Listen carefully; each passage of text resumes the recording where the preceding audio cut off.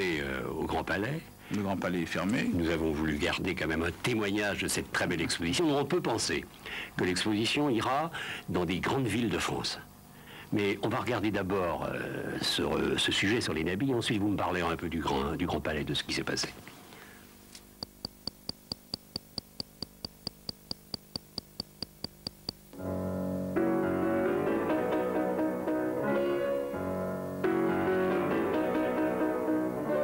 Le mot nabi signifie prophète en hébreu et aussi en arabe. C'est donc par ce terme volontairement ésotérique qu'un groupe de jeunes artistes choisit de se désigner. Et par là, ils veulent affirmer leur volonté de se démarquer de la peinture académique officielle encore en vigueur. Et puis aussi affirmer leur volonté de renouveler la peinture un peu sous toutes ses formes. Alors la cohérence du groupe ne dure pas très longtemps, environ une douzaine d'années. Depuis 1888, date de la fondation du mouvement, si l'on peut dire, avec le talisman de Sérusier, jusqu'en 1900 environ. Les nabis sont un groupement de peintres qui n'ont pas beaucoup, à mon avis, de points communs, si ce n'est, en tout cas, en dehors du style de chacun qui est très différent, l'idée peut-être d'introduire dans la peinture, à la fin du 19e siècle, une certaine ambiance, une certaine atmosphère qui serait sans doute une atmosphère de tranquillité, de naturel, peut-être influencée par le monde japonais des estampes comme ça, où il n'y a plus de perspective, où les couleurs sont en aplat. Mais à mon avis, il y a quand même dans ce mouvement une réaction vis-à-vis de la force et de la puissance de la touche impressionniste. À la suite de Gauguin, les nabis vont adopter une peinture qui se détache de la réalité, du point de départ de l'inspiration, pour aller vers une peinture beaucoup plus abstraite, plus intérieure en même temps. Gauguin avait dit à Sérusier, lorsqu'il peignait au Bois d'Amour sous sa direction, comment voyez-vous cette ombre plutôt bleue, mettez de l'outre-mer pure. Et on arrive à un petit tableau presque abstrait, c'est le fameux talisman qui est le message de Gauguin, qui est le maître incontesté du mouvement nabi. Oui, bon, on dit souvent que Gauguin les a beaucoup influencés, mais chez Gauguin, il y a une puissance colorée qu'il n'y a pas chez les nabis. Et peut-être chez Maurice Denis ou quelques tableaux de Vallaudon, on voit des influences dans les formes comme ça, les cadrages, etc. Mais Gauguin, c'est quand même, c'est autre chose. C'est un fond coloré beaucoup plus fort et beaucoup plus vivant que chez les nabis. Chez Nabi, il y a cette histoire de contour comme ça, hein. La couleur va jusqu'au fond de la forme, et c'est l'autre forme qui met l'autre couleur. Chez les impressionnistes, tout ça est imbriqué. C'est complètement différent. Ce mouvement moderne des nabis, qui est donc déjà, qui est à la fois novateur et héritier déjà d'ancêtres d'une moderniste, disons, a coïncidé avec l'arrivée en Europe, en France, de l'art japonais, de la gravure sur bois japonaise, qui a été une révélation incroyable. Ça a provoqué un choc. Les nabis vont collectionner passionnément ces estampes. Ils s'en procurent à bon marché dans les grands magasins. Ils vont en tapisser les murs de leurs chambres et de leurs ateliers.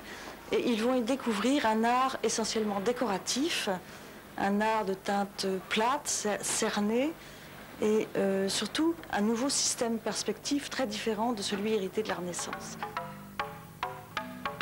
Les paravents, ce sont des objets ou des formes qui sont directement issus de l'art japonais, qu'on avait plus ou moins oublié en Occident, et qui, avec le japonisme, retrouvent beaucoup d'importance. Et ce qui les intéresse, notamment dans le cas des éventails, c'est qu'il y a une forme déterminée à laquelle ils doivent impérativement adapter leur décor.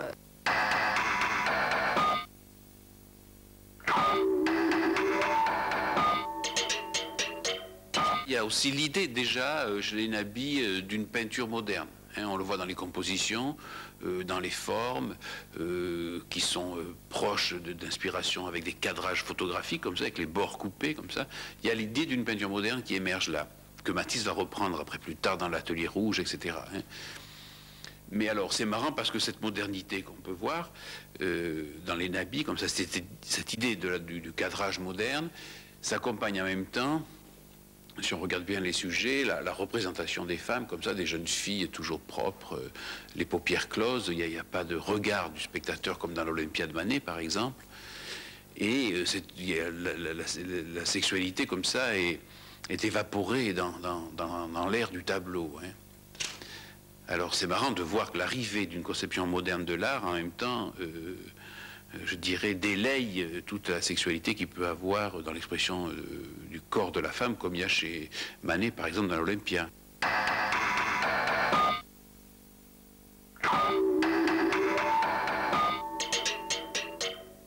Les nabis sont des peintres qui sont très impressionnés par le spectacle des intérieurs bourgeois.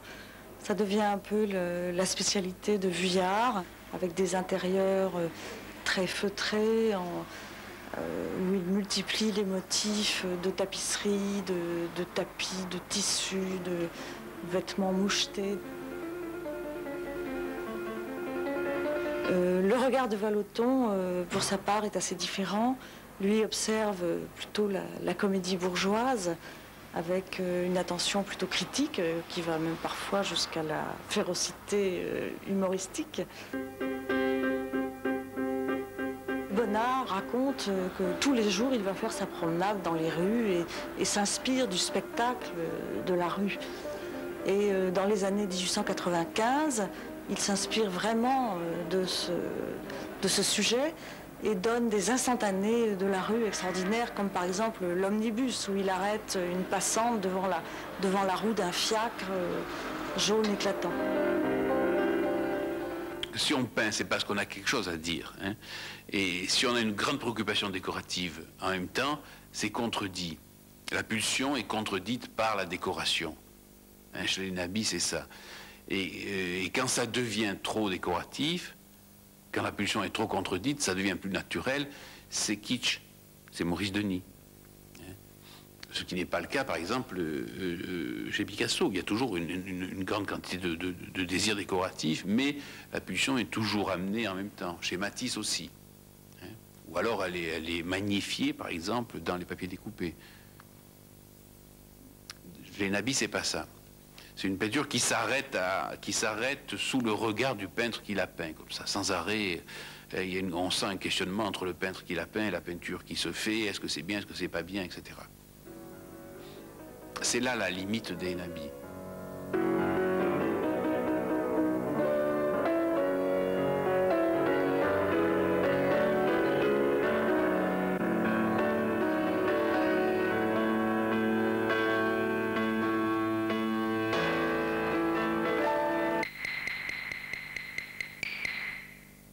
J'aimerais bien que cette exposition soit présentée dans les villes de France, puisque, comme on le disait tout à l'heure, le Grand Palais, bien, il a fermé ses portes. Il y a de bonnes raisons pour une fermeture comme celle-là. Elle est étonnante quand même, parce qu'elle doit durer. Écoutez, on a eu des angoisses, je crois, lors de l'exposition sur le design du siècle, puisqu'il y a des rivets d'environ 7 à 8 cm, de 300 grammes, comme ça, qui se détachaient, des poutres qui tombaient de 20 mètres de haut.